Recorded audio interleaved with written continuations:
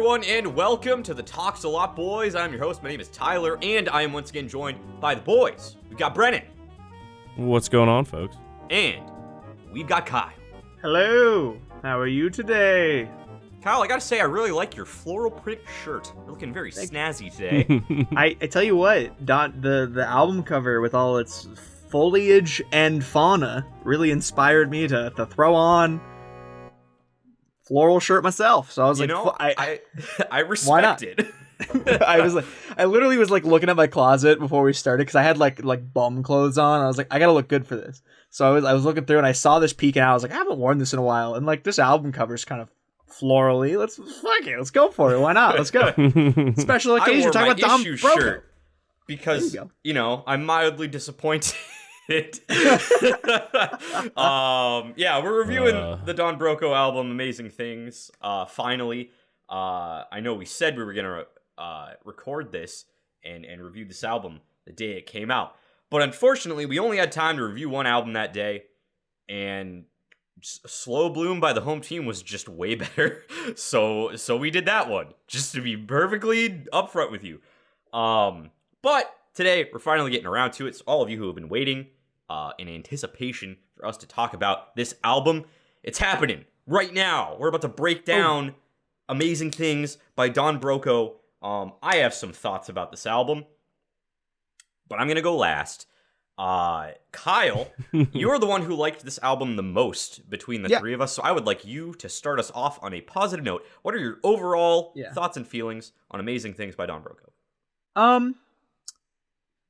Yeah, I definitely, I still assume that I'm probably still the most positive reaction to this album, because on the first, because like I remember that like flashback to the day that this album came out, I was like, all right, we're gonna record this, maybe the home team. Then we ended up making the Audible, doing the home team, and being like, oh yeah, we're doing this, and we'll do donbroco later. So I didn't end up listening to the album that day actually, but you both were like, this album was not like where we expected, and I was like, okay, all right. So like I guess I kind of went into listening to it like the day after, or like a bit lower expectations than I had originally.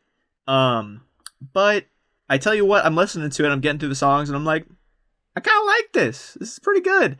I definitely like have criticisms in a lot of places about some things, but overall, a lot of the ideas for a lot of the songs I thought were really cool. A couple songs in particular did some really cool and interesting, like unique things that I always like love to hear from donbroco, and which I'll go into detail later on. But I just think there were a lot of really like catchy little riffs, catchy vocal bits that were really funny at times that I loved. And I enjoyed it overall. I definitely don't think it's like the best album they've made by far, but like it definitely has some bangers, has some like quieter tracks on it, but overall I had a good time with it, so I'm content. Fair enough. Brennan, I know you are the probably the most critical among the three of us, so I'd like you to go next. Oh man, I don't hate the record. I don't think it's like, oh no. That's not a good place. It's always a good place to start. Never a good place to start. I don't hate it. I definitely don't love it, and I think like is probably even a strong word for me. It feels like a lot of effort went into the singles, and admittedly they are very good singles, but I feel like they did themselves a disservice because it kind of like built up the hype for this record, and a lot of the songs really don't do a lot, or like there's no payoff, or it just feels like some of it just kind of feels like fluff. Because like in my opinion, like the singles and then like a couple tracks are like really what gets this album going, while like the rest of the album kind of feels like they kind of packed it in a bit. So, it could have been better. I can agree. I'm very much in the middle. I like, as Kyle is the high, Brennan is the low. I am like square in the middle. When I first listened to this, I was not impressed at all. I didn't even finish the last song when I first listened through. I was like, fuck this. Home team released an album today. I'm just gonna go listen to that. And then I loved it. And that's all I listened to for like a week. Same. But then I came back to it because I still wanted to review this. And I will say, like, it has grown on me a little bit. I share sentiments with both of you. Like Kyle, I agree. They do some very cool things, as I would expect from Don Broco. And a lot of songs. I think there is a lot to sort of break down and analyze in this. And Brennan, I also agree with you that it feels like the singles are like the high point, and then like with a few exceptions, the rest just sort of feels like padding. But like upon re-listening to it, I would say that I like the album more than I dislike it because the singles are very, very good, and a few of the songs that weren't singles are at that level. It's just a shame that like those songs are broken up by songs that just don't really do a whole lot for me personally. And I wouldn't say that any of the songs are necessarily bad. It's just that like they feel, some of the songs on this album just feel very mediocre to me. Like I think that there are some songs that just sort of like don't really push the envelope like you would expect from Don Broco. Especially in an album with songs that do push the envelope a lot. It's just kind of disappointing to have that paired with songs that feel very like safe, to be more harsh in certain instances. I felt actually bored by some of the songs. And we'll get into that when we start breaking down these songs. But yeah, for me, it was just like, it was a very mixed bag. I don't think that any of the songs were necessarily bad. And I do think that the high points on this album are very high. So I would be on the side of liking this album over disliking it, but it did let me down a little bit as an overall package. I think that's a really good way to look at it too. Like overall, like I think we can all kind of agree with is we all have like a very high bar set for Don Broco because we've seen them hit that pretty consistently in the past. Obviously, album here or there has had its weaker points in there as well, but like we know where they can get to, and that's what we're just hoping for all the time. So the fact that they kind of fell short for us is because that bar is so high. Whereas like a lot of these songs are either really good or some of them are just like good songs, and they're like, even if they are a little boring at times or like they're just kind of samey every once in a while, even it's still like not a bad song they wrote. Like there are no bad songs in this album to me. I just think that like some of them seem like they like you kind of said, they're a little bit safer at times, and I think I can agree with that. But yeah, I'm excited to talk about it. Yeah, I'm excited too. I will say before I list off the songs, there is one song that I actively disliked and will never go back to again. Uh-oh. And we'll get into that. I don't necessarily think it'll be at the bottom objectively, but there's a song that I personally just subjectively, it didn't do anything for me. But we're going to list off all the songs in the order they appeared so we know what we have to work with, because it is time to do what we always do when we do album reviews. We're going to rank every single song on this record from worst to first. So, here's what we got today. First song is Gum Shield. The second song, Manchester Super Red's #1 Fan, the first single to be released for this record. Third song is Swimwear Season. Fourth song is Endorphins. Fifth song is One True Prince. Sixth is Anaheim. Seventh is Uber. Eighth is How Are You Done With Existing. Ninth is Bruce Willis. 10th, Revenge Body. 11 is Bad For Your Health. And number 12 is Easter Sunday. Now, I'm going to ask the question I always ask. Where do we start? What song is the worst song on the album? I definitely think, personally, there are 5 songs that belong at the top, and there are 5 songs that belong at the bottom. Okay. And there are 2 in the middle. And I don't know if we're all on the same page with that, but Kyle, I would like you to go first, actually. Is there anything that you think... I'm pretty intrigued by your big disclaimer that you made right before you listened. You were just like, one of these songs I'm never listening to again. That's a pretty bold statement. That's fair. That I was expecting you to hop right on that grenade. Yeah, no, I don't like Swimmer Season. That's fair. It's just like... I think it's actually where I would go first, too, I think. Because it's not necessarily a bad song. It still has, like, some Don Broco vibes. There are some, like, elements to it that I can give it credit for. But, like, the chorus just kind of annoys me, if I'm being honest. I have that exact same note. It's really repetitive, and, like, by the time it's over, I'm just really tired of hearing him say the same thing for, like, a long time. Like, I get so tired of it by, like, halfway through. and it just like it does a few neat things, but in general, like I will probably never ever go out of my way to listen to this song ever again. I will probably skip this every time it comes on in my shuffle. I probably would too. Perfectly honest, I just don't like it personally. I wouldn't go as far to say as I don't like it, me personally, because that's like I just subjective thing. Because I do think it does some cool stuff. I 100% agree with you though. The thing that pulls back this whole track is the chorus, and not in the fact that the chorus is necessarily bad. It's just, for me, what I wrote about it is like it doesn't feel like it goes anywhere. It starts with like an idea and it just kind of repeats it, and it doesn't like have a big like shift in momentum or anything, or like a ramping up like in One True Prince. You have the chorus like the key change the last couple times it goes through, or something like something of that magnitude, you know. In this, it just kind of repeats, and like while Don Broco does do that, they usually add more to it. And I will say, like in this song, it does get to that part with Mr. Perfect, where it kind of becomes like a heavier rock-esque inspired thing in the second half of the track, and like that's interesting. But then like it kind of goes right back to that chorus again afterwards, and I was hoping the song had evolved and like grown into like this rockier, like heavier version of itself almost. But it kind of just goes right back to it with like. And I will say that another part about it that I like a lot is like these really smooth transitions to like these more like chill verse parts, and then back to like these heavier like block choruses that happen. And I think though, like something in this whole album I liked a lot is the transitions. I think they do dabble in different styles within the same song in a lot of places, and their transitions are extremely well done in this whole album. I'm very impressed with like the composition of the songs.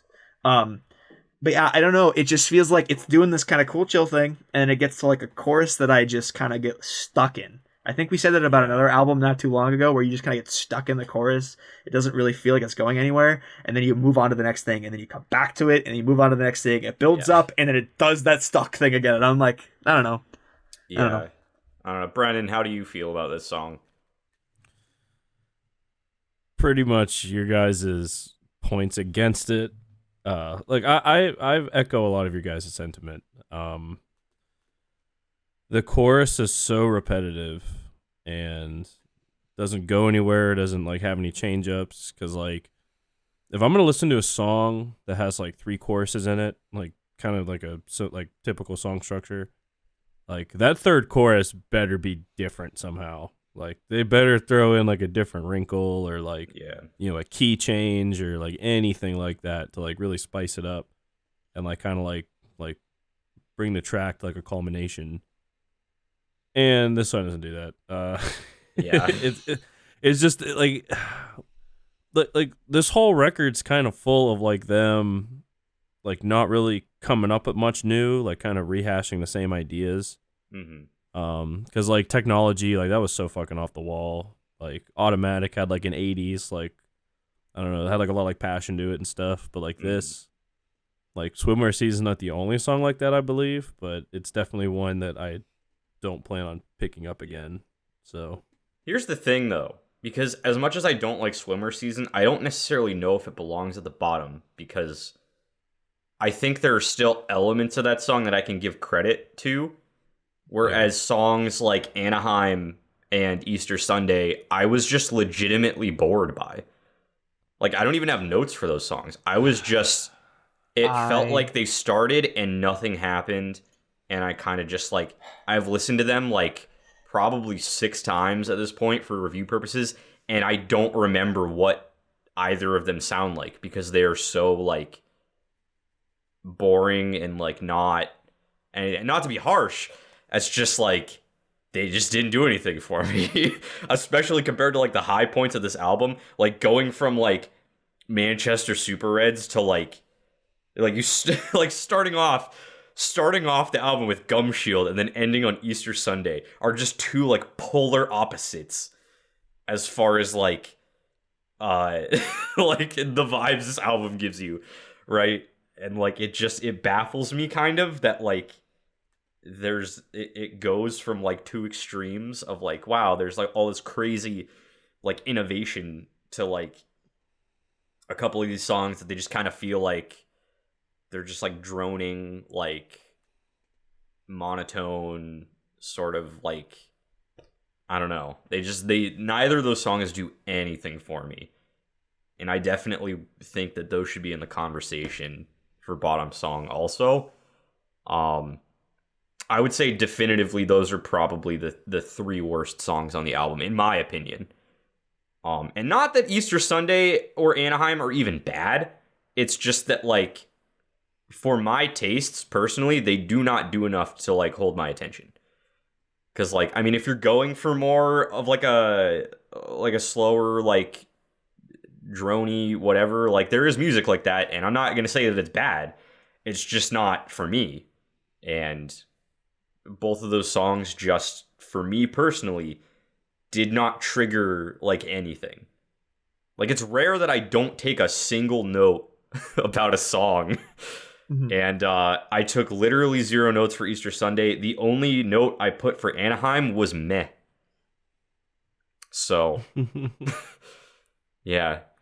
Debate away. Kyle.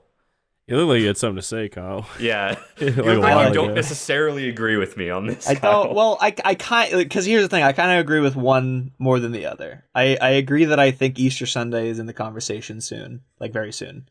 Okay. Possibly near the bottom. Anaheim, not so much. I think Anaheim is one of those songs that, as I listen to it more, because like on initial listen, I was just kind of like going through the album, taking notes. Wasn't really like sinking my teeth into every track, as I have in like listens after. Yeah. And today specifically, I was listening through Anaheim, and I've thought since I listened to it, I thought it was kind of a cool track. More like they're like more stripped down one on the album, Sure. like every band tries to do. But as I listened to it more, I realized there's some really cool stuff going on in Anaheim that I didn't really realize at first. They have this very cool back and forth of reverse instrumentals next to forward moving instrumentals. And the song starts with like this guitar riff going backwards, and then a guitar riff comes in going forward. And that I legitimately never noticed that, and now I feel and the I need didn't to notice like, it either. re-listen to it. And I was like, whoa, what the fuck is going on? And then like as I listened to it, it like kind of comes back in like different parts, and I was like, whoa, this is really fucking cool. And like it's not like the most intense song or whatever. I do think the build up at the ending of the song, the last like half of the song, I guess, well, maybe not maybe like last minute or so, is like a really cool build up with a lot of passion. The note I wrote about this song, though, like my one word to describe it, is surreal. Because, like, while it is not, like, anything like I expected from Don Broco, it's a very interesting venture into something that I would never have expected them to do. And I think they do it really well. Like, I was kind of like, I kind of got chills a little bit when I realized, like, some of the stuff they're doing throughout the song. I was like, this is cool. I like this. Compared to some other songs in the album, don't think it beats it, but I think it's one of those middle of the pack songs to me, because It's fair. at the very least, the fact that they tried something like that and did it in such a way that it kind of like slips through the cracks of it is really cool. I haven't heard a band really do that before. All the way through my cracks. I didn't pick up on any of that, but you've sold me to like not put it at the bottom at least. Brennan, where are you at? I don't think Anaheim is in the bottom 3. Fair. I think it's not too high above that.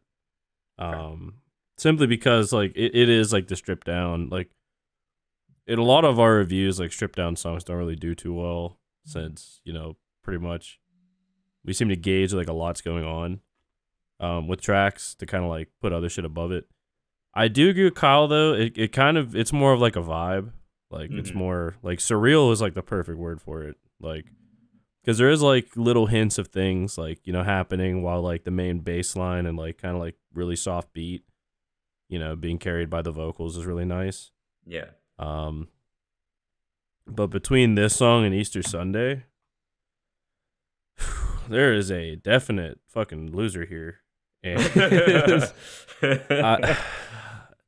all right, so Easter Sunday might have one of the ugliest opening riffs I've ever heard in my life. It's not even a riff. Wow. It's just a lick, but like, Damn. I mean, it's like, I remember the first time I heard it, like, cause it plays, it's literally just the guitar, like, opening up. Right. And then like, you know, the instrumentals and like the vocalist like Rob Damiani kind of come in out like on top of it. And I was just like, hold up, wait, what? And I had to like replay that part. It's like the first like 10 or 15 seconds like a few times just because I was like, that's like just sonically like unpleasing. Like just like this, like the selection of notes and like how they like go about it. I mean it, and then like it's very very like slimly like like relieved by the bass line that comes in underneath it. Because I mean it's like the same thing and like you kind of hear like the oomph involved, but like just like the note selection just kind of sucks. And then like the rest of the track really doesn't do a whole lot until the only part I really give it credit for is like the ending where like all of the vocals like come in, like because they're like weirdly set up because they have Rob Damiani's like the lead singer, and I can't remember the drummer's name, but he's the guy that does like the real high vocals. Yeah, like he's the guy with like the shredding voice, and his mouth is huge. But dude, your mouth is huge, bro. Super random note. I don't know how to respond to that. Because he looks like the dude from Criminal Minds. What's his name? Matthew Gray Goobler or whatever. But to be honest, I've never watched a single episode of Criminal Minds before. Great show, by the way. I'm not gonna lie. But I've been told. Like, I've heard it's good too. But like hearing him and hearing like, you know, the drummer like coming together to like kind of soar at the end of the song, like that is like the only redeeming quality. And then it just kind of like fades out to the end of the album. Well, not like a fade out, but like everything's kind of like pieces out at the end. Yeah. I mean, this song's a dumpster fire. Like, I wouldn't necessarily go that far. I don't think. But, I mean, in my opinion, yeah, because like in my opinion, it was just boring. Like it did nothing to like hold my attention, or like there wasn't a single part of it that stood out to me. Like to the point that I listened to it 20 minutes before we started recording this podcast, and I couldn't tell you what a single second of it sounded like. Like I have already forgotten, because it just, in my opinion, it did absolutely nothing for me. Can I just throw out there that I think Easter Sunday should be at the bottom? Oh, I'm in total agreement. Kyle, unless Kyle's got another track. Sure. I think I dislike Swimwear Season more, personally. That's the thing. Like I feel like I dislike Swimwear Season more, but like the fact that Easter Sunday has like almost no redeeming qualities in my eyes. Let me try to sell you on Swimwear Season not being the bottom song. Or Easter Sunday. Did I say Swimwear? I might have said Swimwear. Yeah. I don't know. I was like we don't want Swimwear Season to be swap that. Let me try to sell you on Easter Sunday not being the bottom, because I don't know if it does deserve the very bottom, personally. So, song called Easter Sunday, right? And I want you to imagine, Tyler, I know you can at least, like, because I know you've complained to me about it before, how sometimes my mom's gonna watch this and hate this. Church music sucks. It does. And not all church music sucks, obviously, but like sometimes you go into church and it's just like my church had a guitar. That was pretty cool, and we did some cool things here and there. But sometimes you go to church and like those hymns and stuff, they're just really like just not sonically pleasing, you know? And I kind of think that's what he was going for with this song. That's kind of the vibe I got. You say you wanted it to sound bad? No. That's not what I'm saying. I'm saying that that's why it kind of starts there with like something that's kind of off a little bit and very like kind of stripped down. It's kind of just the guitar right away, you know? Like imagine like some like teenage kid starting to play guitar and he kind of goofs it a little bit like at the beginning of a song during like an early morning Sunday mass or something, or some church service, and he's just kind of beefing it a little bit, so it's kind of a little weird, but like it still works, I guess. And then like, but then they take that and they kind of blend it into their own like punky choir that they like kind of build on over and over again until the ending, where they have like the layering of the vocals come in and it becomes this really cool chanty thing, and especially at the very end. I thought it was kind of a cool little thing they did. I feel like that like kind of sound space they created, like it being like a church choir with like these elements of these kind of beefed little licks, but like also like creating cool stuff out of it. Because I feel like those like weird beefed licks at the beginning kind of come back with like some of the really big chanty bits that hit. They're not exactly like perfectly like sung, but like they're still like really powerful and like preachy in a way, and it's kind of cool. My biggest problem with this song though is it feels like it just does the same thing over and over again after it hits that first like singing the choir, and it just goes like that for a long time until the last like minute, and then it kind of brings in the extra layering of vocals, and that's where it kind of gets interesting again. And I feel like that isn't my favorite. That doesn't change up a lot, but I don't think I dislike any part of the song personally.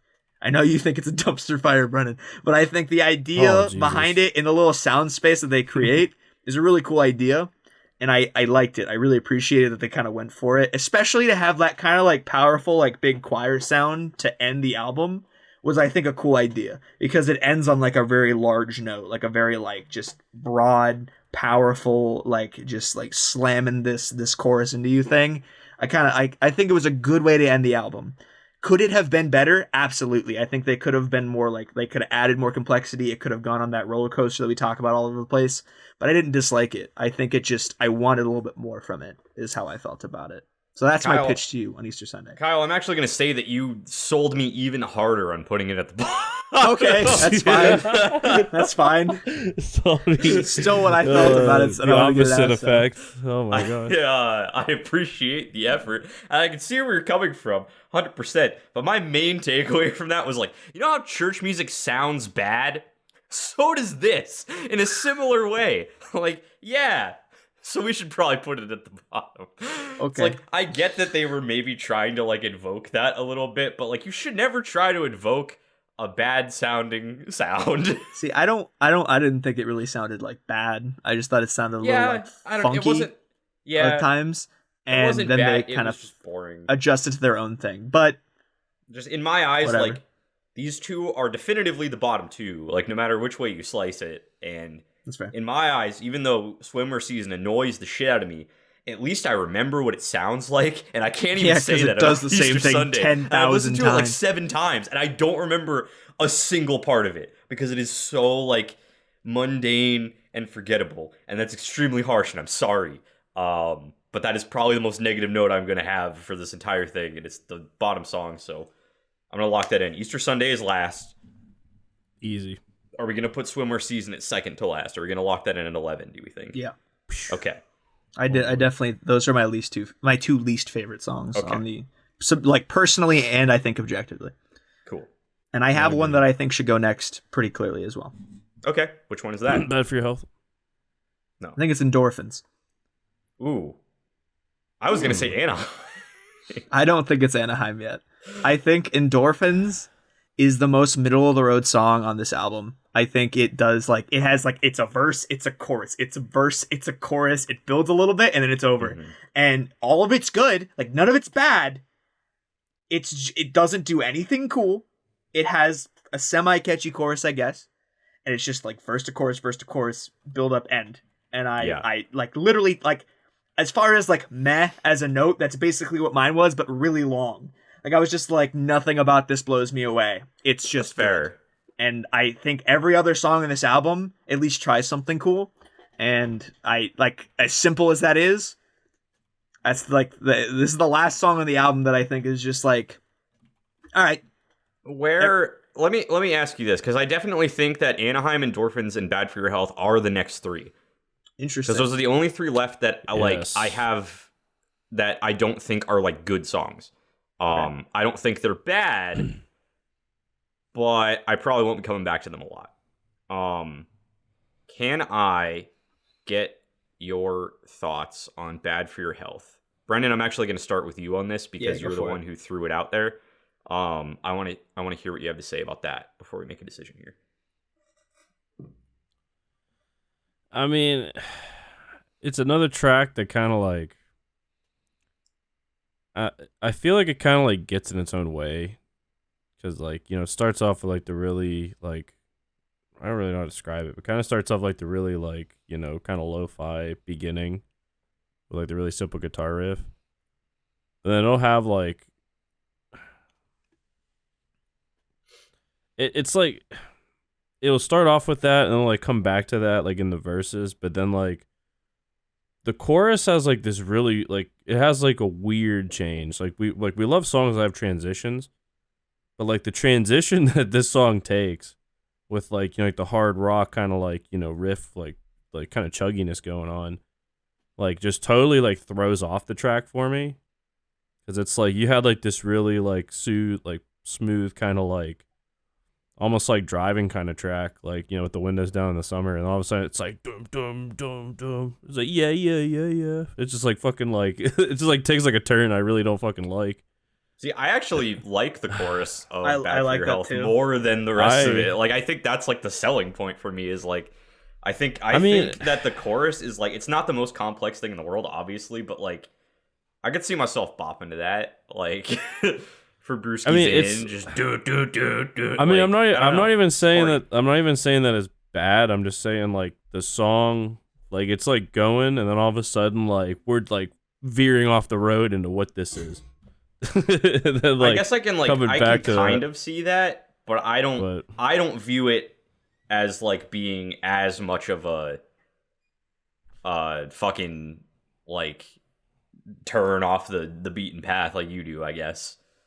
I guess because like to me, I saw it as like, yeah, like it's kind of like whoa, I wasn't expecting this, but I see it as more of like a positive, like whoa, I wasn't expecting this. Because like I feel like if it had kind of like stuck to the same shit, then it would have run into the same problems we had with like Easter Sunday and shit, where it was like the song just doesn't really like go anywhere. But I don't know. That's just me. Kyle? I mean, that and like the bridge is hideous in my opinion, but yeah. It's fair. Kyle, what do you think about this song? I like the song a lot. You like it a lot. Okay. I do. I fucking hate this song. This was another one that like on multiple listens I became more interested in. It is really smart in the way that it like goes back and forth. I can understand where you're coming from, where like it's kind of jank the way that it goes back and forth a little bit. Like the thing that the song does that I think is really cool is like every time it changes, it kind of like adds a bit of like where it's about to go into the part that it's in. Like especially in the second verse, there are some really good layered vocals, which is just another note I want to throw out there because I really like it. But it like has like this chill vibe going with like the bass line going, and then all of a sudden like you get like that guitar run that doesn't sound great, which is like my biggest downside to it. Like the like it kind of is like that like shrieky guitar bit I don't love, but like it's still like in that next chorus with like the screaming the bad for your health, knowing the security guard stuff, and then the drums like pick up right before like he starts going into the heavy part. Like it all kind of like comes together slowly as it hits that heavy bit, and I think it's really well done. I really like the way that it kind of like surprises you with where it's gonna go. It like does this like almost like seamless yet like kind of chunky back and forth, because like it like.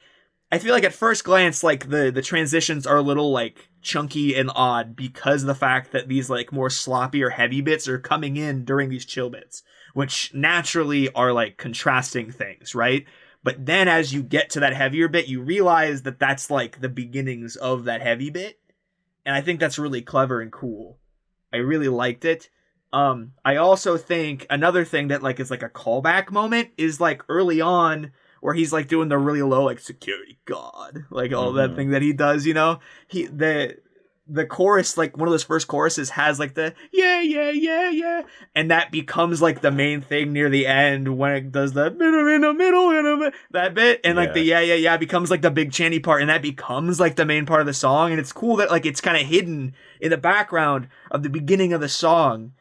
I don't know. I ended up being really interested in the song. My other big complaint with the song is it feels like it kind of goes on a little too long. It's like 4.5 minutes long. Yeah. I don't really love that because like it's just constantly shifting around for that long. It could probably have been a little shorter as well. It's my opinion on it. I'm gonna be honest. I mean, Kyle, I thought that this was the best of the three we were talking about, and especially Kyle, after you have given your thoughts on that, I kind of like agree with that even more. I think you've definitely like sold me on this one, to Brennan's chagrin. But I definitely think that like of the three, now that we're kind of talking about it, I think Endorphins might actually be the worst of these three. I agree. It's not bad, but I don't think it does anything like necessarily like super crazy to stand out. And like Anaheim is boring to me, but like I can see how it's kind of like a vibe song, you know? Like I definitely don't think Anaheim is bad at all. So I could see how we could put that above Endorphins, because I think if I was in like a specific like mood, I could really get down with that song. Whereas like Endorphins just has songs. There are songs in this album that do what Endorphins tries to do, but better, in my opinion. Whereas like Anaheim is its own thing. And while I don't necessarily like that thing as much as a lot of the other songs on this list, I can respect it for doing something different, as opposed to like Endorphins, which I feel like is just kind of a watered down version of some of the other stuff. Yeah. I feel like I could go into detail about the cool things that Anaheim and Bad for Your Health do for like a while, but at the simplest form of like this trio of a battle, I think it goes Endorphins is good and it doesn't try anything.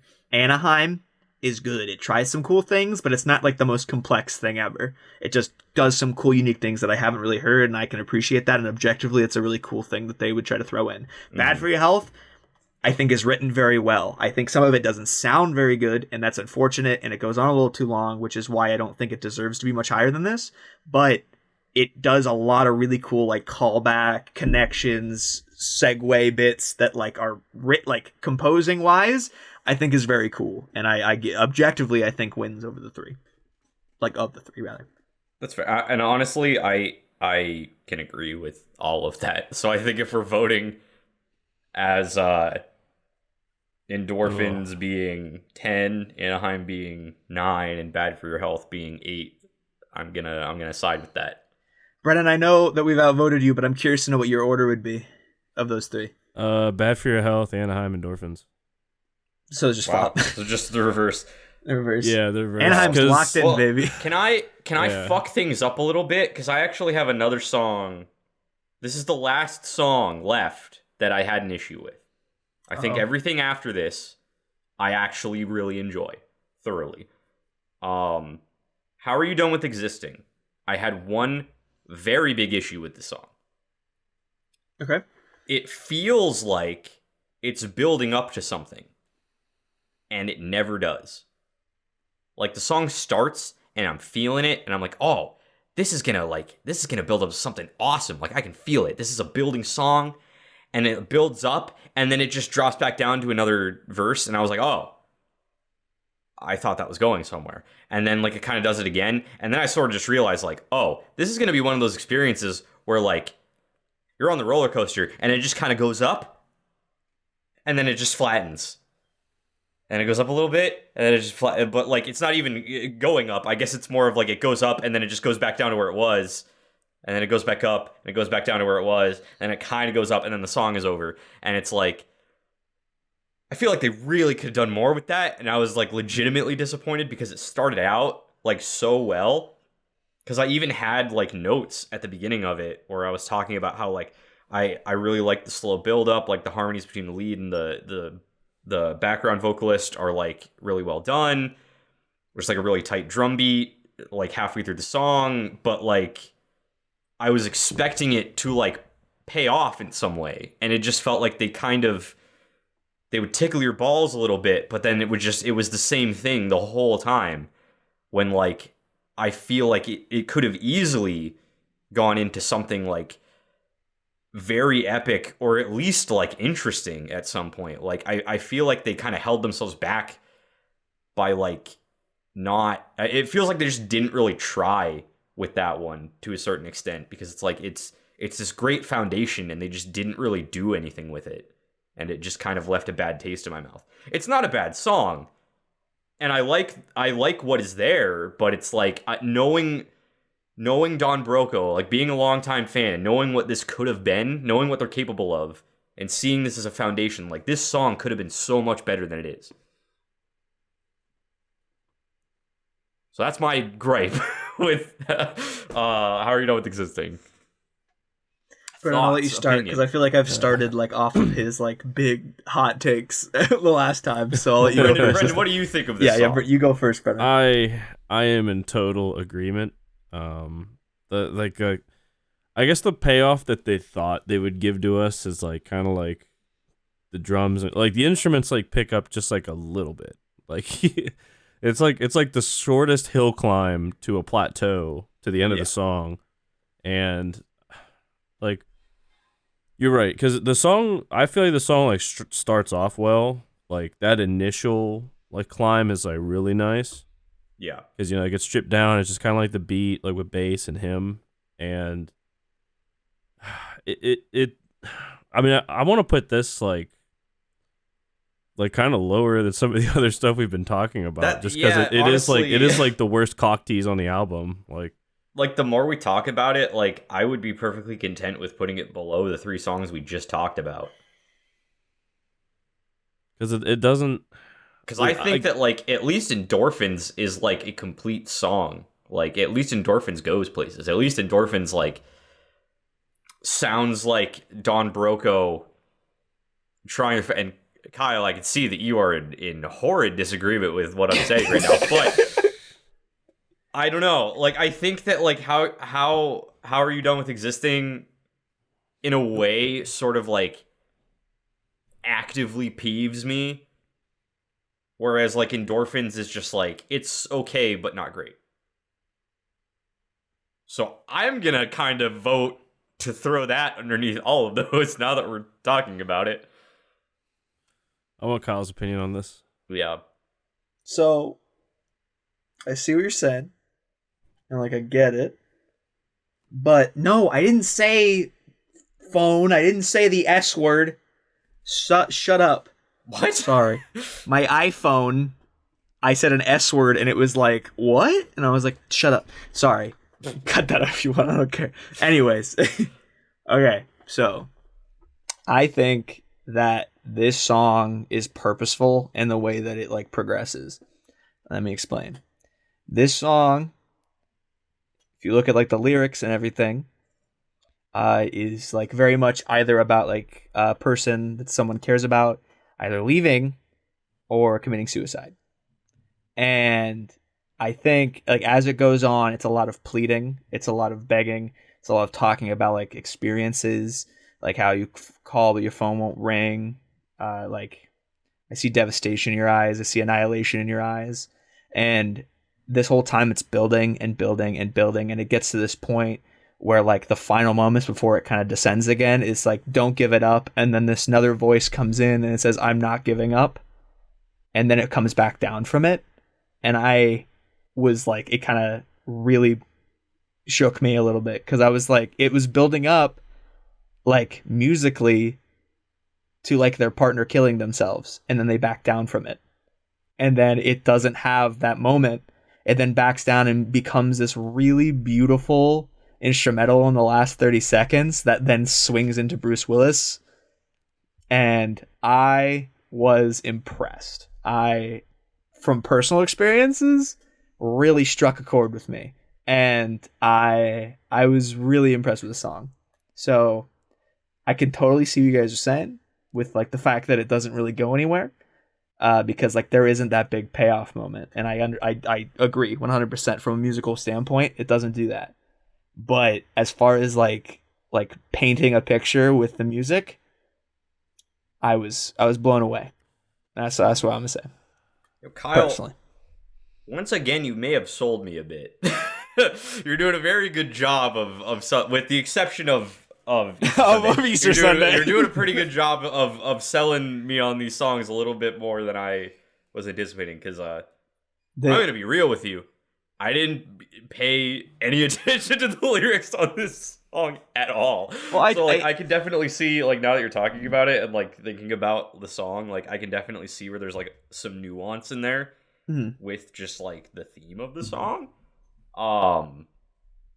That being said, do I think that alone puts it above? Maybe I could put it. I don't know. Maybe I could put it, like, just above Endorphins. I don't know. I don't know now because what now I'm like we're talking about what Endorphins, and then what we were kind of agreeing on. Endorphins, Anaheim, Bad for Your Health, and now we're talking about How Are You Done with Existing. So like, where does that rank in with these other three? Because it's not going any fucking higher than this. None of these songs are going any higher. What I was gonna say is I think it should go right above, like right above those three we were just talking about. I think it should sit there. Personally, that's where I would vote. Okay. Is Brennan, where are you at? Oh, my order is completely different, but what is your order? Because I know you put it like in with the last three songs locked in the order that they are in. Where would you fit in How Are You Done with Existing between these? All right, so Bad for Your Health on the bottom. How Are You Done with Existing right above that. Anaheim, and then Endorphins. Okay, well, that's not what I asked. I said with Endorphins, Anaheim, and Bad for Your Health locked in how we had them. Where would you put How Are You Done with Existing? So translation. Oh, dude, I got you. Bad for Your Health. How Are You Done with Existing? I mean, even in your order, I'd probably put the same, just with Endorphins and Bad for Your Health flip flop. Swapped. Because I. So are you saying that you want How Are You Done with Existing above or below those? He wants Endorphins, kind of in the middle. Then How Are You Done with Existing? Then Anaheim. Then okay. What I really want is Bad for Your Health. I know what you really want. Existing. That's what I really Brendan, want. I'm going to throw you a bone here because I can agree with you. I think we're going to go Endorphins and then How Are You Done with Existing, Anaheim, Bad for Your Health. I think that's what we're going to do. Because I just feel like Anaheim, even though it doesn't really do a lot, I feel like How Are You Done with Existing does even less. Even though if you take like all the lyrics and like the actual like subject matter into like account, it is kind of neat with how they've like done that. Because I did notice that voice comes in and like she says like I'm not giving up, but I don't think that like saves the track. I just think it's like something cool that they kind of did like along the ride, even though the ride kind of sucks. But yeah. I wouldn't say it sucked. It just disappointed me slightly, but we're gonna lock those in for the sake of time. We're gonna lock those in because we're already almost an hour into this, and we still have like half the album left. So we're on to the songs we actually like now, which means this is gonna get infinitely harder. This is probably gonna be a long podcast. Yeah, it really is. Okay with that. I'm gonna do a quick recap. So number 12 is Easter Sunday. Number 11 is Swimmer Season. Number 10 is Endorphins. Number 9 is How Are You Done with Existing. Number 8 is Anaheim. Number 7 is Bad for Your Health. We are left with Gum Shield, Manchester Super Reds, One True Prince, Uber, Bruce Willis, Revenge Body. The next two are very clear to me. Oh, okay. Hit me with them. I also think that there are two that are next, but let's see if we're on the same page. So they're singles. Okay, well, there's one deviation then. Yeah. I think Gum Shield and Uber are next. That is not at all where I was going to go at all. That is not even close. I was going to go One True Prince and Bad for Your Health. But we already walked in Bad for Your Health. Oh. Well, then I'm dumb. I meant, I think One True Prince is next. One True Prince? I could see that too. Yeah. Because I like One True Prince. I think, like, of the stripped down songs, it's definitely the best one because it actually, like, builds into something. And it's pretty, like, epic. And I know we talked about this on This Month in Music when the song came out, that, like, we thoroughly enjoyed the song. And we liked that, like, it is a very basic song from, like, a song structure standpoint. But, like, the way they do it, it just feels very fulfilling. And especially compared to some of these songs that we've already talked about, I think that it does a good job of sort of building up into something, and you get that sense of payoff at the end of it. I didn't feel blueballed like I did with How Are You Done with Existing. I felt like it was a complete song that actually went somewhere, and it was pretty cool. That being said, I think I do need to be in a more specific mindset to fully enjoy that one, and I think it is like a pretty big deviation from like the typical Don Broco sound. For sure. And I think that the rest of the songs on here encapsulate the band a lot better, and they try a lot of different things, and they're more complex and they're more involved songs than One True Prince. So that's why I think One True Prince should be the lowest of the songs we have left. That's fair. I think that, like, for me, One True Prince overall is like it's kind of like you said, it's a deviation. It's very like normal for like a normal sounding song compared to what we're used to from Don Broco, and they did it extremely, like, they kind of showed me that they can do it extremely well.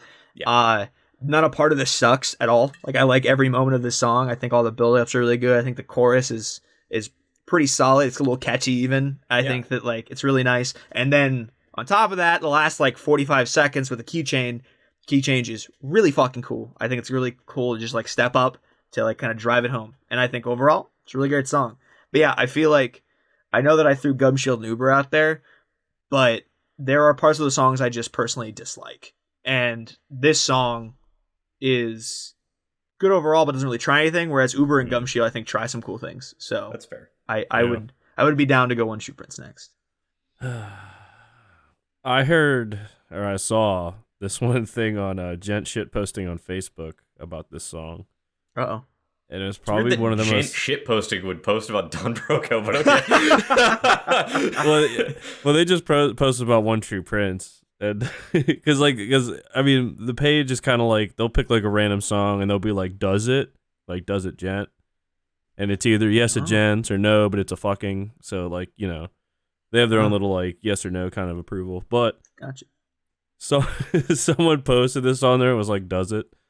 And someone commented, and it cracked me up, and I think it is spot on. This is mullet Deftones. I would definitely not go that far. This is fucking hates that is like a Deftones severe and thinks that underselling. they are god awful trash. I would not lump that in quite that far. But there's a lot that's similar. Like the chords and how you have like your bass line, and then like the guitar kind of plays like the chord in like a higher key, and how the vocals are delivered in the verses is like exactly like Deftones used to do back in the day, and the chorus is like somewhat similar, except like kind of like the higher like singing parts. Because like after this, I was like, good.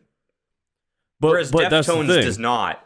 Yeah, I feel like you're baiting me into saying that Deftones sound good at one point, and I will refuse to go towards that opinion ever. See, look. Right, I'm not gonna find out for myself because I don't fully believe you. Look, but that's the thing. This song does a lot of things very similar to how Deftones used to do it. Like because I listened to a little bit of White Pony, I listened a bit to Around the Fur, and I'm like, whoever this guy is, he is correct. Like this is mullet Deftones, but it sounds good. Yeah. So, because like Deftones has like a few decent tracks, while the rest is like totally trash. But this is I've like, never heard any of their decent tracks, but this is like in the same. This is like in the same vein. It's like it's even structured the same way. Like even like the vocal like distortion, like old radio timey voice and shit. Like it's all Deftones. I guess I could kind of see where you're coming from, like from a structural standpoint.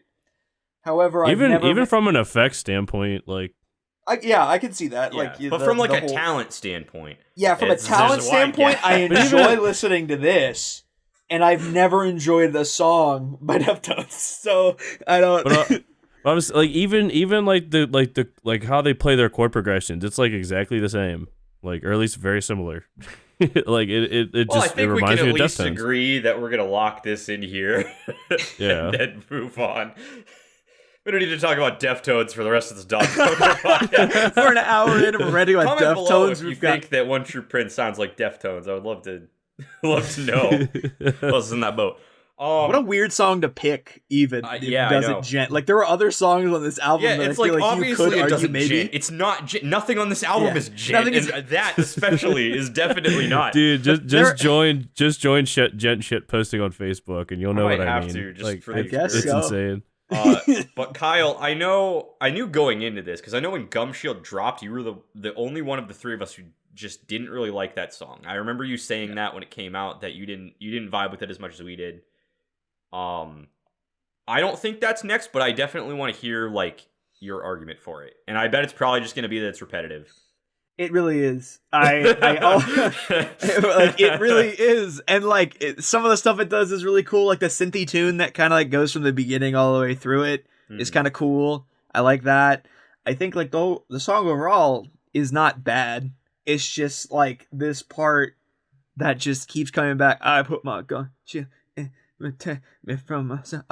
Yeah, but and it's like, just like it's that it's, over and over, and I'm it's like, fair. I mean, and then and then it steps up to like the faster like give a damn what you think, but and like all that part. That's better. Like that's like interesting because I feel like it has energy and like is doing something. Like the moments that aren't those moments, like without like the synthy bits, the chorus, or like the way more like intense, like energized versions of like that chanty bit, I think sound bad. But those other parts are good enough that I think it's fine to be up to this point. See, I don't think any part of Gum Shield sounds bad. I can agree that it is a bit repetitive, because I did think that upon first listen, I remember thinking that. But I think that, like, I shouldn't say it sounds bad. I really shouldn't, because it doesn't sound bad. It doesn't. Yeah. Because Gum Shield is just one of those songs that, like, it's like a fucking, like party anthem almost. Like, it's like a song that, like, I want to throw on. Like, it is a song that I would love to see live. Like, it would be such a fucking bop to see this song live.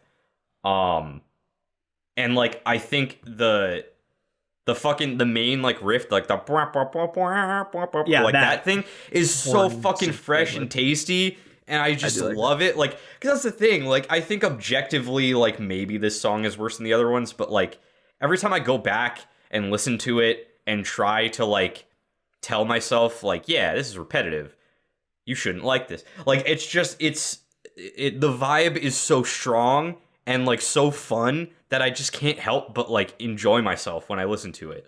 I personally like, do I think this is the best song on the album? Not at all. I think that it's probably within the next two.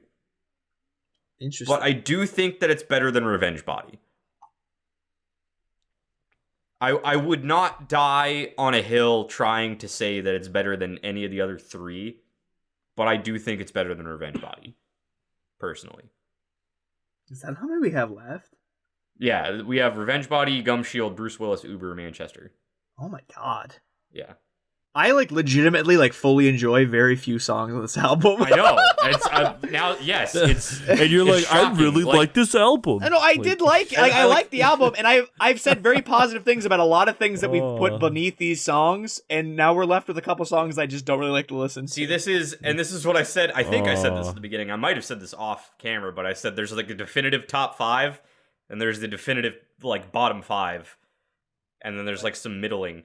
But like, I think Gum Shield and Uber are both the middling ones to me. It's fair. To me. But because like, I like Uber much more than I like Revenge Body. I will say that. But again, I can see how you might not like it, because there is a bit of repetitiveness in there. But I don't know. I think I personally just think Revenge Body is the weakest of the ones we have left. It's good, but it's not fantastic. Like, I thoroughly enjoy this song. It has grown on me a lot over the last few weeks that I've been listening to this.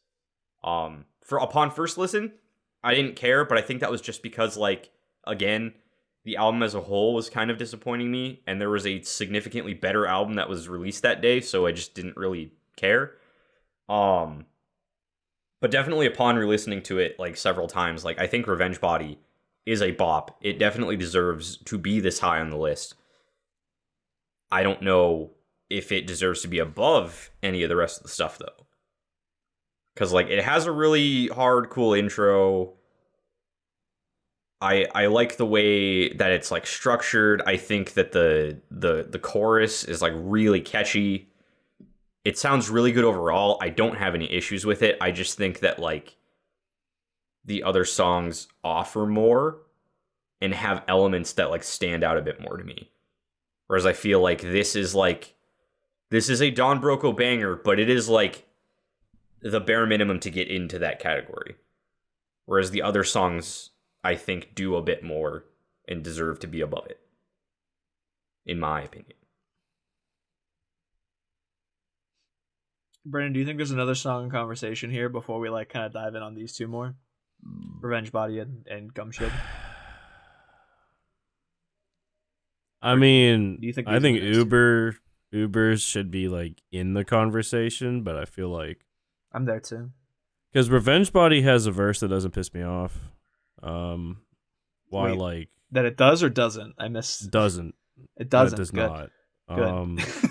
Because that is my main gripe with Gum Shield. And when it came out, I was infatuated with the song. But like now that the rest of the album's out, now that we've had a plethora of other music come out since then, that I think is like infinitely more like engaging and intricate. Like the fact that Gum Shield literally has verses that just have him saying, "I put my gum shield in to protect me from myself," for like a good like this is like demo team levels almost of repetition. And you're not wrong. I mean, you're not wrong. Holy shit! You said something really hot take that I agree with. Yes. Yes. Why do you usually not? What the fuck? Well, I mean, you said Easter Sunday was a dumbster fire, and I agree with that. But I mean, that One True Prince is fucking Mullet Deftones. But we're past that point. Yep, there we go. All right, whatever. So Revenge Body or Gum Shield, like it's just. Like they could have done so much because like the instrumentals, because like even in demo team, like the drum bit, like along with kind of like the repetitive John Mess bullshit going on, is like awesome. And in Gum Shield, like the cool like little intro bit with like how the drums are set up and how you hear like the bass, like the guitar kind of like going up and down like in the background, like it is a cool instrumental. But the vocals literally just say the same thing over and over again. And then, like, it only changes it up when he says, like, do I have to body slam or whatever? Yeah. But then, like, the chorus is cool. Like, the little bridge before, like, the final chorus is cool because it has, like, a little, like, Wolfenstein and, like, Doom kind of shit going on. But, like, it's just, like... Can I try to justify it, like, a tiny bit? Because I agree with everything you said. It is really repetitive, and I've had that issue with this song from the start. But I think... in an effort to put this above Revenge Body, I think that the repetitiveness of like the main verse makes the body slam part, when that comes in, it makes it like hit harder and stand out more because you're glad the other part's over. It like conditions you to expect one thing by kind of like repeating it over and over again, and then when it switches it up, it just makes it come in like a lot harder and a lot more impactful than it would have. Yeah, but we're missing the forest for the trees at that point. Like, if a part has to kind of suck for me to really enjoy the part of the song that are good, then to me the parts that suck should weigh the whole song down because they had to suck to make that part hit harder. Yeah, that's kind of like, I tell you what, you did to me what I did to you with Easter Sunday. You did to me what I did to you with Easter Sunday. We were like, wow, you made me realize this sucks. Yeah, I was like, wow, I'm so glad this is over. So now I finally have payoff. Thank God. It didn't have to be that bad to get to the payoff. So my God. Do better. But all that payoff is deserving enough of it being at this point. But I think for sure. Because like you said, the instrumentals are cool. That bridge with the Wolfenstein bit is cool as fuck. The instrumentals with like the horny synth thing is really cool. Mm-hmm. Wow, horny synth thing was not the sentence I wanted to say, but like I meant like horn and horn. Whoa, wow! I said that. I was like, wow. But anyways, that part's so. I mean, kinda. But... anyways, it's good bits in it all over the place with a prevailing bit that I think brings it down. That's fair. Overall, like I said, I can't argue with any of that. I mean, it's a valiant effort. But... yeah, if this is where it ends up, it's fine. Because like Revenge Body just doesn't have that problem. Yeah, that's fair. Yeah, I can definitely agree with that. Whereas I actually think that Revenge Body kind of does what you were trying to say about Gum Shield, but does it with like a part that is really good into a part that's even better. Yeah, because like sure. It has, I could see that. It has like the main chorus, and then it strips back down to the and it's like just him singing, and then it builds up, and it gets really loud, and then all of a sudden it backs back off again, and it becomes like him singing again, like that more like stripped down thing, and then it builds back up into like a really heavy drive into the final chorus with beautiful fucking layered vocals throughout the ending of the track as well. I just think because like everything before it is really well done. Like some of the cool there are some really cool like guitar next to synth runs that progress up the end of the verses into the choruses the first couple times it happens. Then that bridge happens where it kind of I'm trying to think of the word for it, like defying expectations, and it like you think it's going to go to something and then it backs back off and then does it again into something even better than like the first time you heard it. It adds more instrumentals, like really awesome guitar solo that's like comes through right at the end of the bridge into a final chorus with really great layered vocals with the instrumentals chugging away all the way to the end of the song. I think it's really cool. I think it's just really well written. Yeah, it's fair. I like both of these songs, so I'm not upset. And I think you're right. So no, I mean, because I like Gum Shield. It's just if we're looking at this in an objective sense, that has to weigh it down. Yeah. When I don't feel like these other songs have that deficiency. And you're right. Yeah. So I can't argue with that. I can't argue with it. So I think we're gonna lock Gum Shield in next. Now Kyle, I know you probably want Uber under Revenge Body. I think I do. And I know that, Brennan, you were kind of tantalizing the idea of Uber being within this battle as well, of these, like, the other two before this. Mm-hmm. So Revenge Body has taken down Gum Shield. How does this next battle fare for you, Brennan? Can it slay Uber? Can it slay Uber for you? Because I kind of want to be convinced on Uber, because I like what Uber does more than what Gum Shield does, but I actually don't know personally if what Uber or Revenge Body does better, personally. I'm kind of stuck. Because I think the really highs of Uber surpass the highs of Gum Shield. But I also think it's repetitive in bits that bring me back down a good bit. Whereas I think maybe Revenge Body passes it, but I'll let you go on with it because I'm really curious to know what you guys say about it. In my opinion, subjectively, I prefer Revenge Body over Uber. Because in Uber, like, it's another thing where, like, I'm not the biggest fan of the verses. I never really liked the parts where he just kind of, like, talks. And, like, because in this, he's just kind of, like, not even, like, rapping, but just kind of, like, talking, like, you know, in beat. Mm-hmm. Like, with kind of how the song's, like, rolling along. And then, like, the chorus isn't really a chorus. It's just kind of, like, them saying, like, what the fuck are you doing? And, like... I mean, like, instrumentally, it's cool. Like, you know, like, the synth that comes in, I think is really neat. Kind of in a similar vein to Gum Shield, but, like, I think the Gum Shield synth or horny synth thing is, like, way more lit. But then, like, the verse, like, brings it down because it's uber repetitive. And then Uber, it's, like, just kind of him, like, rapping. Mm-hmm. Like, kind of, like... But then Revenge Body, like, I actually genuinely enjoy the verses because...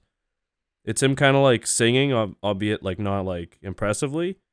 And then, like, just with how, like, the beat kind of, like, it's almost, like, electronic. And it just kind of, like, rolls with him. Mm. And then, like, they bring in the drummer, like, sing, and then it, like, pans. Because he'll be, like, singing, like, his little bit, like, leading into the chorus. And then, like, they do, like, this part where they kind of, like, turn him down and they pan him. And then it goes into the chorus. So I think it's, like, super cool. And then, like that song, like, transitions well. Like, it does things that... It does that part well that I think Bad For Your Health kind of doesn't do well. And to me, I just, like... I love that, like, way more about... You mean Revenge Body? Well, no, I'm saying Revenge Body does it way better than Bad For Your Health. Like, what I hate about Bad For Your Health, Revenge Body, I feel like does right. Albeit, because it's not, like, as drastic a change, but it's still a change. And it's still a transition. I mean, in my opinion, I put Revenge Body over Uber. Yeah. I mean, honestly, like, the more I think about it, like, I think objectively Revenge Body is probably better.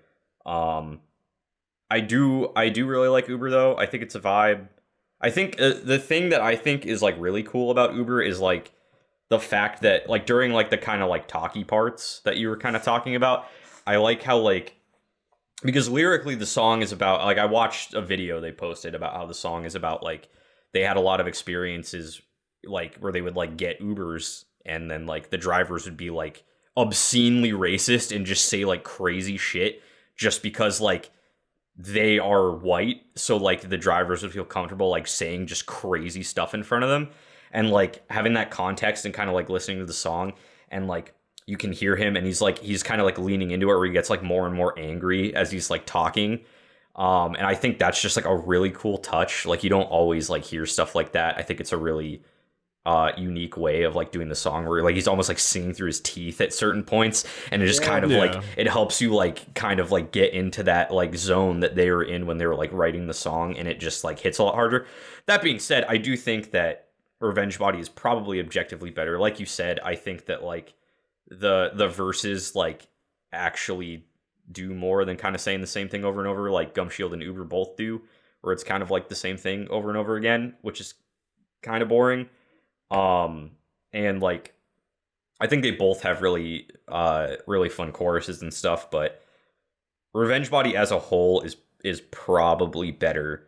I would definitely lump these songs in like together. These three especially I would kind of lump in the same category. I think that the two we have left are definitely like the best two, like unquestionably. Yep. So yeah, I can get behind that. I'm down. I can get behind it. I actually I 100% agree with your guys' your opinions on it, and I was like ready to sway towards Uber if it was sold to me at all, like if it was like a really good argument. And I will say, like, I didn't see that video about it, and you like going on like the details of like what they like meant when they're writing it is very cool. The way that they kind of, and that's something I'm kind of realizing, like, and I realized a lot like listening to it more times, as well as us talking about it more, is they like did some really cool like little things throughout this entire. They did some amazing things. Wow! Baby. Yes, you did it, Kyle. You've done it. Yes, I found why that's why they named it that. They only did amazing things, not the whole thing. So yeah, I don't know. I think a lot can be said for Uber. I think it does like give me a more interesting chorus, or rather verse, than what Gum Shield does, because I think they're kind of similar in a lot of ways. Both Uber and Gum Shield, where they have like that one interesting like synthy horny synth whatever thing going on, and then like they kind of dance around that. They have like talkier verses with like sung choruses. I think Uber does a lot more cooler things, a lot more interesting things, and I also think the verses are nice to listen to, which I can't say for Gum Shield personally. So, but I also think Revenge Body overall, I kind of gushed about it earlier a little bit, but it's just written so well. I think it's written extremely well, like from an objective standpoint, super well done. Some really strong instrumentals, some really great vocals that are just really well layered, really satisfying payoff at the end. It's just, I can't deny how well written that song is. That's just how I feel about it. So. That's fair. Well, we're on to the final two. Ooh! The big two. So we got Manchester Super Red's #1 fan and Bruce Willis. The two best songs on the album objectively, obviously, because they're here. My two personal favorite songs off of this album. Same. Also, Bruce Willis is the one non-single that stood out to me like so much. Like it is so, like I'm surprised it was not a single. Like I'm surprised that fucking Endorphins was a single and not Bruce Willis. To be perfectly honest, like Bruce Willis is like Don Broco at its peak. Like really it is like you come to Don Broco because you want like weird off the wall shit that you have never heard before. And I think that like the last handful of songs we have talked about have definitely hit that, and that's why they are in the top 5. But Bruce Willis is like the epitome of that, and Manchester Super Reds. But like we knew about Manchester Super Reds coming into this. That is what kicked all of this off. Bruce Willis was like what I wanted the entire album to be. Like I wanted every single non-single to like encapsulate like this energy, and it just didn't. But Bruce Willis was like the one time where I was like, yes, this is what I came here for. This is what I want. This is fucking, it's memey, it's creamy, it's everything that you could ever dream of in a Don Broco song. This is a tough one. This is a really tough one. Is. I really don't know which one is better. I think your argument about it being like what we come to Don Broco for is like it is exactly like the same with Manchester, where like they're both like incredibly well done songs. They try a lot of shit. They're extremely memey. One of them even got a whole fucking music video. Did Bruce Willis get one? I haven't seen. Yeah, they made a music video after like a week after the album came out. I think they. Is it memey creamy too, or is it? Yes, it is very memey creamy. I'll have to go watch that one too because I haven't watched that yet. So I'm glad now they both have that too. That makes me happy. They're really like on the same pedestal for me. I honestly don't know how to to separate the two. I'm a little nervous that I'm personally leaning towards Bruce Willis because of like Manchester fatigue, but I really don't want that to play a factor here because I do think Manchester is extremely good, and I don't think it deserves to be brought down by fatigue like as an argument because like they're both just like in a void. I feel like it's how we should like debate these songs because they're both so good. They're both so well written. There's literally nothing wrong with either of them. They both like change up pretty drastically too because like if you think about it, Manchester starts out like one thing, and then he just all of a sudden goes, Manchester Super Reds #1 fan! And then Bruce Willis has the whole, it's never enough at the beginning, and then it changes into Bruce Willis. Yeah. So, like, they really are very similar. Yeah, they both, like, subvert your expectations so fucking hard. Like, the beginnings of these songs are so different than what the songs actually are. And I think, like, that hit harder in Bruce Willis just because I hadn't heard it before. And I had been, like, going through, like, a couple songs I thought were just, like, so fucking mediocre. I thought I was going to get hit with that again. And then it didn't. And then that made it better. I do think in a vacuum, Manchester Super Reds is probably, like, technically better. Because I think that while Bruce Willis is insanely catchy, it is a really fun concept to make the chorus yippee-ki-yay motherfucker and then have like the have him like laughing as like part of the like the ha ha ha, like it's so cool, and only they could pull off something like that.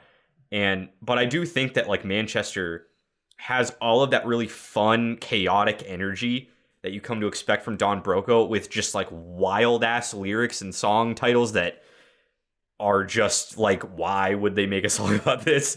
And but I think, like, on a technical level, it does, like, go a little bit further than Bruce Willis, because I think that, like, in the chorus of Manchester Super Reds, he's talking, like, so fast. Like, he's throwing out, like, so much just, like, lyrical gold, and, like, it's hard to even keep up with the first time you listen to it. Like, the man is just spitting fire, and I think that, like, that alone kind of, like, sells it a little bit more than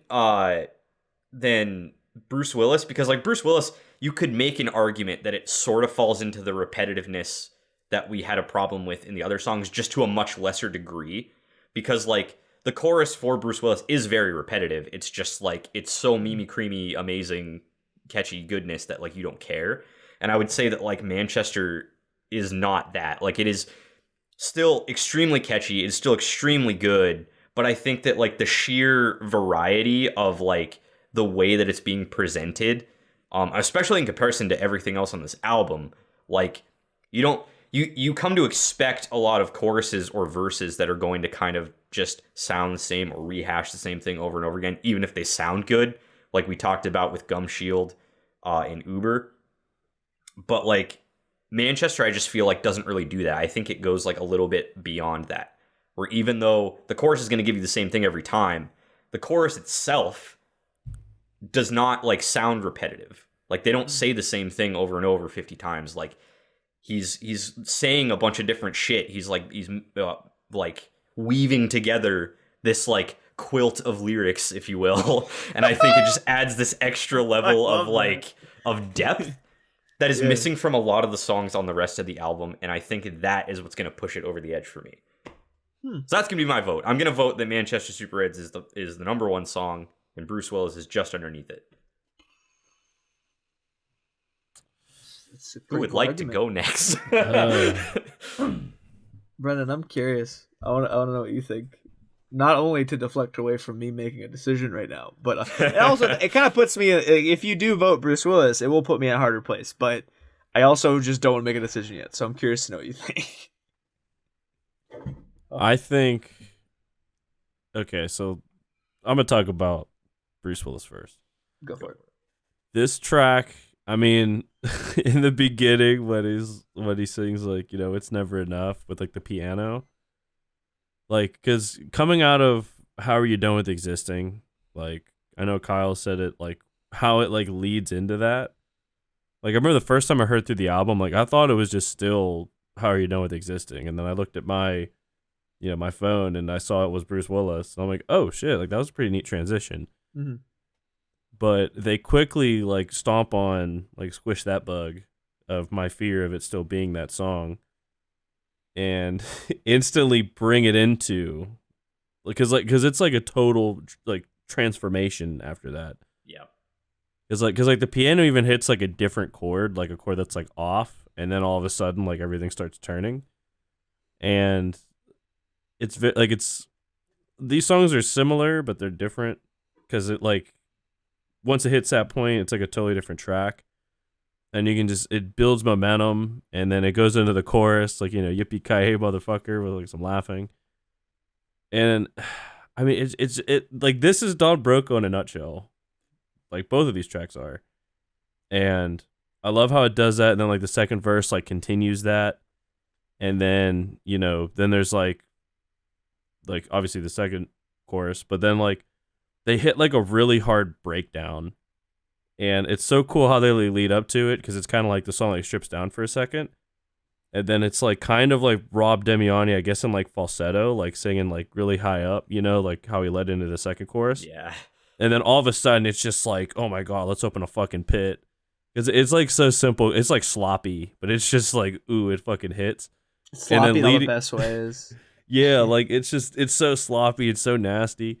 And then it like leads into like the chorus that like finishes out the track. Like they just like this song is crafted.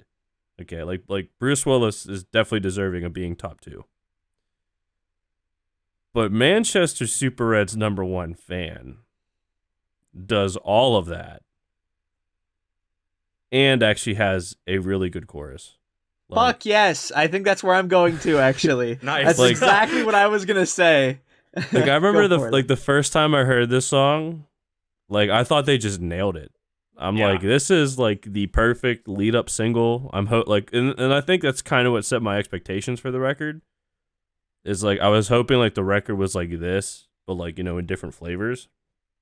And like we totally didn't get that, but it's like so cool how like it starts off, and then he says, obviously says the song title, and then it's like the tempo changes, everything shifts, he starts fucking like spitting like pure fire.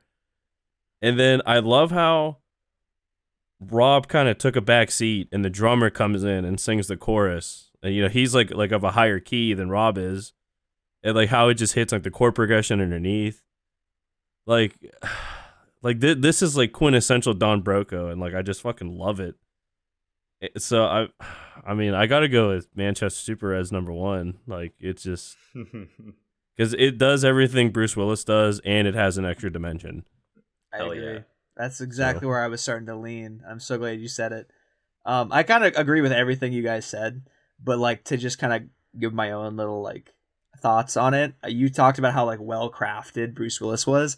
The thing that impressed me a lot was that it was extremely well crafted, obviously extremely well thought out, but it also is like so stylized around like the Bruce Willis theme.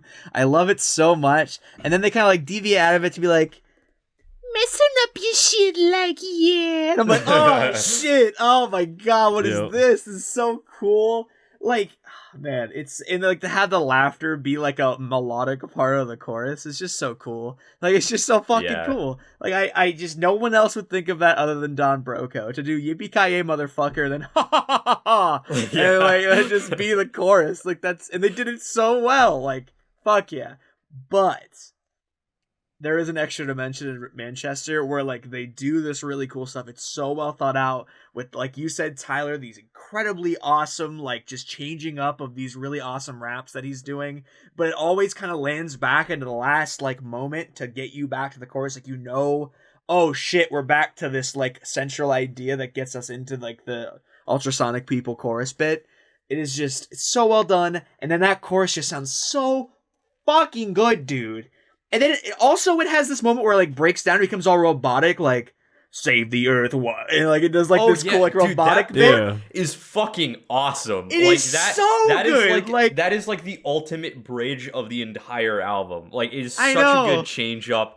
It sounds so fucking fresh and unique, and it just hits so hard, dude. And it's so cool because like it's even like the fast like rap bits, but then it like is added that like robotic like alien-esque spaceship thing to it that is like the whole style of like the music video of like this whole idea of like these aliens that all look like fucking David Beckham or whatever the fuck. Yeah. Whatever the fuck it is. And like and then to then shove right into this last super powerful chorus. It's just like You guys said it, but I'm gonna say it again because I like to say it too. It's quintessential Don Broco. They absolutely fucking nailed it with both of these tracks, but I think they really went that extra mile with Manchester that gives it the top spot. Because holy shit, I love this song. I have been jamming to Manchester. Like, it is at least played like 10 times per week since it came out. Like, this has been a song that has stuck with me for so long, and that's something that Don Broco has yet to do to me. Like for real. Like, I like all of Don Broco's stuff. Yeah, no, I'm not like, because I guess I've never really been in like a Don Broco, like the big fandom of Don Broco all in. Yeah. On like a full album release with like all the singles coming out, and like this song's been with me like for a long time because this album's been a long time coming. It even got delayed, and holy shit, man, I love this song, dude. It's definitely number one. Hell yeah, man. I'm glad we were all in agreement. That was a lot easier than I thought it would be. Same for that last spot. Man, which is great because the rest of this was kind of hard. A little bit tough, but it's done. We did it. Everything is ranked in its proper order. And this was a bit of a longer one, but I hope y'all stuck around for the whole thing, because, man, what an album. Not our favorite, but definitely not a stinker. I think anything is better than that Wage War album we had to do. Yes. Oh yes. Instead of 2 or 3 songs that are good, the song has 5. Or this album is 5. I will say, and even the bad songs, like I don't hate. I'm just not gonna listen to them because I don't prefer them.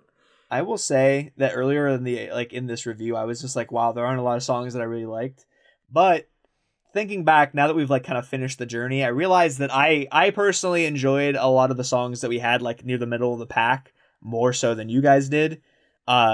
Some of them stuck with me a lot, like How Are You Done With Existing, like holds kind of a special place for me. I really like it. Really did strike a chord with me. And the fact that they were able to do like such interesting little things, like the whole like backwards forwards bit in Anaheim, the fucking like kind of like storytelling in both Uber and in How Are You Done With Existing, to have these really cool mimi creamy yet extremely well written songs in Manchester Super Red and in Bruce Willis, and then to also just write a really great fucking song at a Revenge Body, just like objectively super well done. Like, just there's nothing else to say about it. It's just really well done. Yeah. Like, they really did like round the bases here on this album, where they just covered a lot of ground. Unfortunately, covering a lot of ground also means you kind of create some ones that aren't like huge standouts, but like it's hard to hit all of them out of the park, you know? Yeah. So I came away with this liking this album a little bit more than I think I did before we talked about it. Yeah, I will say. And I can agree also. I think, especially you, Kyle, sold me a lot harder on some of these songs that I really just did not care about, and I think I have like a better appreciation for some of these now. So I'm still in the same vein of like, I think it is a good album, but definitely not their best, but I am still more on the side of liking it as opposed to disliking it. So yeah. Hell yeah. We're done. I'm going to do this recap, and then we're going to head on out of here. So, at number 12, we have Easter Sunday. Number 11, Swimwear Season. Number 10, Endorphins. Number 9, How Are You Done With Existing? Number 8, Anaheim. Number 7, Bad For Your Health. Number 6, One True Prince. Number 5, Gum Shield. Number 4, Uber. Number 3, Revenge Body. Number 2, Bruce Willis. And number 1, Manchester Super Reds. Number 1 fan. And it's done. It is in stone. Amazing Things has been ranked from worst to first. Woo. That's it. We're done. Oh my god. Hit the tabs. So yeah, that about does it for this installment of the Talks a Lot Boys. If you enjoyed this video, please go on down there and give this a like. It helps out more than you realize, and we would really appreciate it. Also, if you are not subscribed to the channel already, definitely go on down there and become a Talks a Lot Boys #1 fan, and go on and click that subscribe button and become an official member of the Listen a Lot Lads, and then help us grow in our never-ending endeavor to get to 420 subscribers, like the weed reference. It's our next goal. And we are not even close, but we're getting there. All thanks to all of your support. Let us know in the comments below what your personal rankings for this album are. We always love seeing everybody's personal rankings and their reasoning on Why I Love Songs. You know, we fucking hate Easter Sunday, but you might love it, and that's awesome. So let us know if you think we're wrong about that. Really hope that you don't think that's the best song of the album, but I hope you don't think it's the best, but I kind of liked it, so I hope if you like it more than us, tell us why we're wrong. We would love to know why. And of course, check out some of our other reviews. If you're new to the Talks a Lot Boys, we've reviewed honestly a good bit of albums at this point. Like we mentioned several times, we reviewed Slow Bloom by the Home Team, which if you haven't listened to that yet, that is a fucking banger of an album. Shit. I know you probably haven't heard of them, but Jesus, go out of your way to listen to that, please. You know, we reviewed every single Dance Gavin Dance album. We reviewed some Bill Murray, some other good shit in there. We got a lot to cover, and we do This Month in Music every single month, mostly, where we talk about new releases and music stuff every month, and it's a good time. So definitely a lot to unpack. If you are new here, you can go back, experience all of that, and yeah, that's what we got. Any final thoughts from the Peanut Gallery, being you two big nuts? Big nuts, thank you. Well, yes, Brennan's a walnut, nuts. And you are an almond. Almond? Wow. Interesting. I don't know what I was expecting, but it wasn't an almond, so I'll take it, I guess. All I'll say is I'm excited for what's next. I think they've done like a lot of cool stuff here. I'm curious to see where Don Broco ventures to next. Oh yeah. Brennan, what do you think? What you got? I think I'm in agreement. After Technology and after this release, this band definitely likes to open up new doors, and I'm looking forward to see which one they open up next. Yeah. I hope it's ska. We've been the Talks a Lot Boys. We will talk a whole lot more next time. See you later. Fucking ska. Ska, baby, let's get it.